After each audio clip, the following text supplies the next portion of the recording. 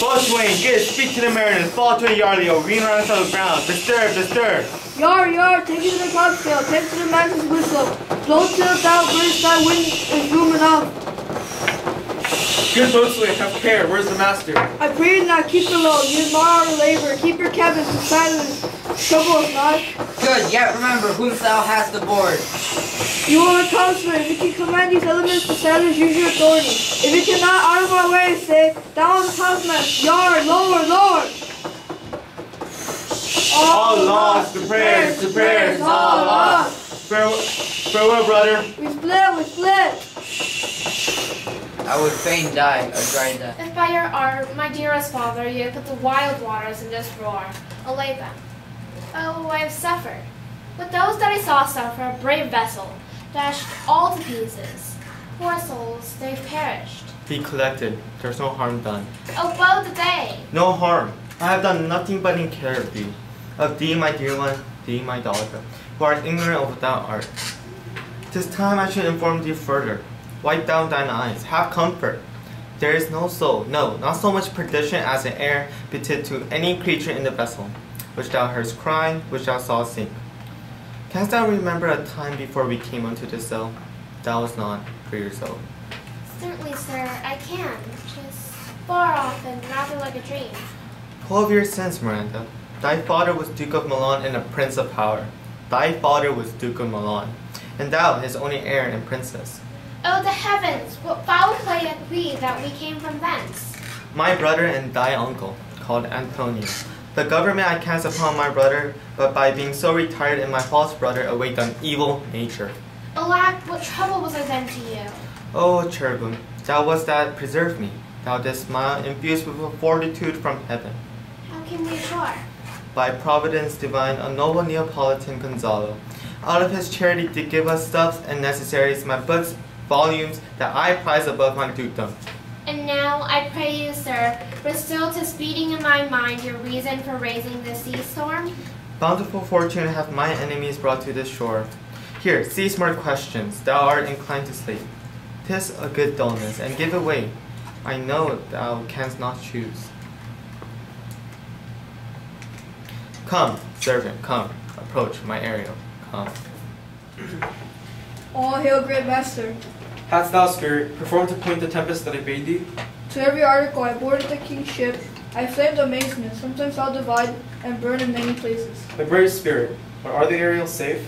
Not a hair perished, on their sustaining garments not a blemish, but fresher than before, and as thou badest me, in troop I have dispersed them about the isle. The king's ship, the mariners. Safely in harbor is the king's ship. There she hid. The mariners all under had stowed, who with the charm joined to their self-ward labor I have left asleep. Ariel, thy charge is exactly performed, but there is more work. Is there more toil? Let me remember thee what thou hast promised. How now, moody? What's it thou canst demand? My liberty, I pray. Remember, I have done thee worthy service thou didst promise. Dost thou forget from what a torment I did free thee? No, Thou dost. I do not, sir. Hast thou forgot the foul witch Sycorax? Hast thou forgot her? No, sir. This damned witch Sycorax, from Argade, thou knowest, was banished. This blue-eyed hag was hither brought with child, and here was left by the sailors. Thou, my slave, was then her servant, and for thou wast a spirit too delicate to act her earthy and abhorred commands, she did confine thee into a cloven pine, which with rift imprisoned thou didst painfully remain a dozen years, which with space she died, and left thee there, where thou didst vent thy groans. Thou best knowest what torment did I find thee in. Thy groans make wolves howl and penetrate the beasts of ever angry bears. If it was mine art, when I arrived and heard thee, that made gape, pine, and let thee out. I thank thee, master. If thou more murmurest, I will run an oak and peg thee in its knotty entrails till thou hast howled away 12 winters. Pardon, master, I will be correspondent to thy command, and do my spiriting gently. Do so, and after 2 days I will discharge thee. That's my noble master. What should I do? Say what should I do? Who make thyself subject to no sight but thine and mine, invisible to every eyeball else. Go hence with diligence.